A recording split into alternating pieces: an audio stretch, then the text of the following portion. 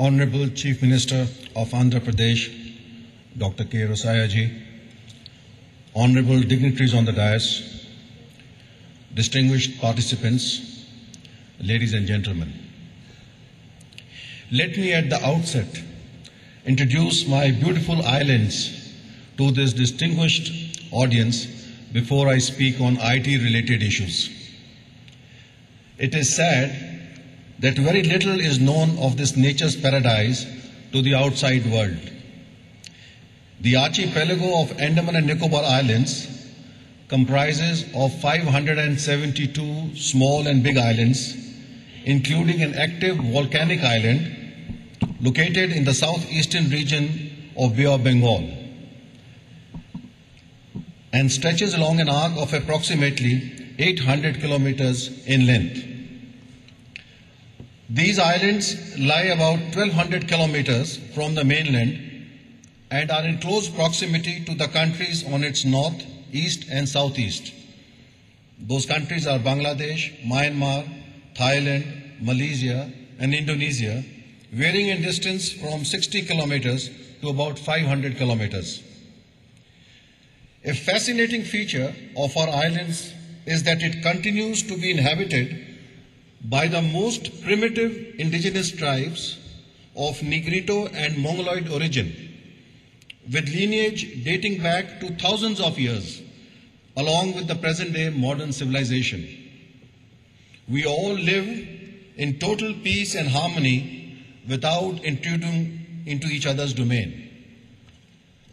Out of these primitive tribes, we still have with us one of the most elusive aboriginal primitive tribe known as the Sentinelese, who inhabit an island known as the Sentinel Island, and they till date have no contact with the outside world. Another remarkable feature of our islands is that the total land area of 8,249 square kilometers is covered with tropical dense forests, supporting a unique ecosystem which comprises of tribal reserves, zoological and marine parks, wildlife sanctuaries, coral reefs, and mangrove forests. These islands are endowed with a rich heritage of biological diversity to include an enormous variety of flora and fauna, including some incredible endemic species. I wonder if you all are aware that we are fairly large islands. And to give you an idea of our size as compared to some other island nations of the world, we are approximately 10 times bigger than Singapore, 20 times the size of Barbados, and 30 times larger than Maldives. Despite having so much of land mass, I would like you to appreciate that our islands provide a green forest canopy to this planet by sacrificing almost 92%, I say this again, 92% of its total land mass to add to the Earth's diminishing forest cover. And we also ensure protection and preservation of the most primitive tribes on this planet.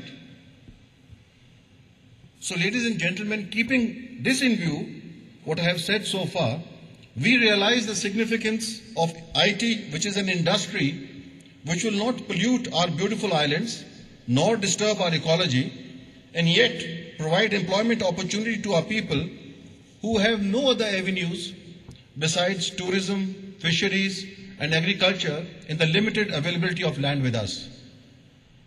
Therefore, I am here amidst all of you to be updated and educated in this very significant field of IT and various related activities, which for us would be the most appropriate solution for keeping both my salubrious environment clean and green and also generate the desired economic activity.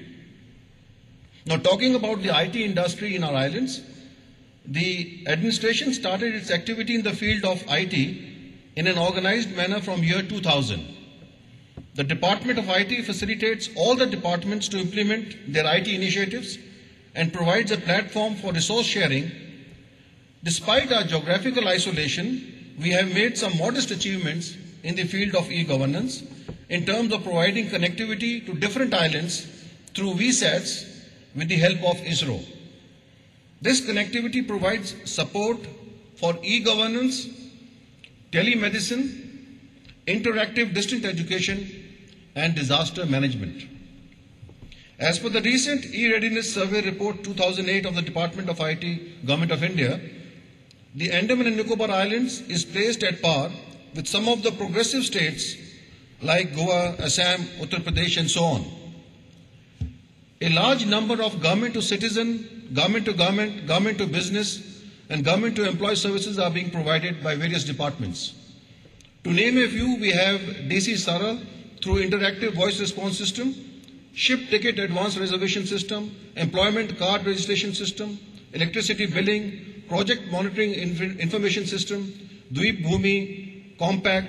Our tenders are on web, Intred, portal and internet of our administration, electoral roll photo identity card system, online birth and death registration system, planned family scheme beneficiary registration system, and so on. The Andaman and Nicobar administration is working in a mission mode to implement the National E-Governance Plan, which is a very comprehensive and holistic plan launched by the Government of India.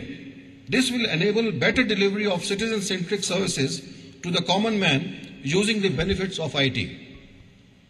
Majority of the departments offering citizen-centric services have been identified as mission mode departments, and the citizen-centric services offered by them would be computerized by creating back-end computerization.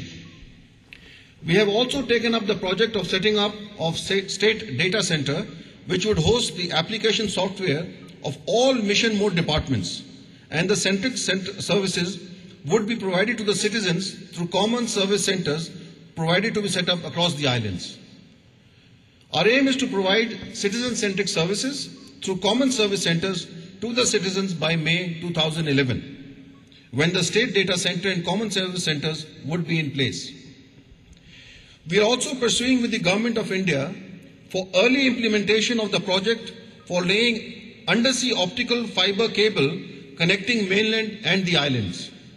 That would meet the high-speed telecommunication needs of the IT sector and provide international bandwidth for internet. Laying of a submarine cable connecting mainland and the islands would resolve the connectivity issue of the islands and will open avenues for various IT-enabled services to establish their ventures in Andaman and Nicobar Islands. Ladies and gentlemen, our islands straddle the dual axis of strategic thought today. Geographically, we are positioned to address the tectonic shift in the Look East paradigm of the global economic movement, and intrinsically, we personify the green technology option, an option much talked about, much desired, much sought after, but rarely found. History is beset with the fate of organizations that have remained oblivious to the environment. We offer a viable window of opportunity to set your footprints in the carefully managed and forward-looking policies of our government, which seeks to make peace and progress with the oldest and the most primitive known tribes in the world, and yet offer an infrastructure that will ensure that progressive technological initiatives can thrive and sustain while operating in nature's abundance with a 92% forest cover. Ladies and gentlemen, this is no utopian opportunity.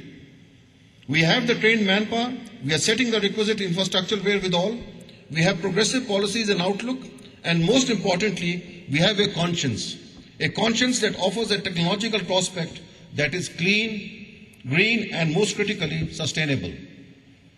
Cradled as we are in the cusp of the steadily growing economies of India, China, the Tiger nations, and Far East, we are an idyllic buffer green outpost which could provide the bulwark of commercial solutions.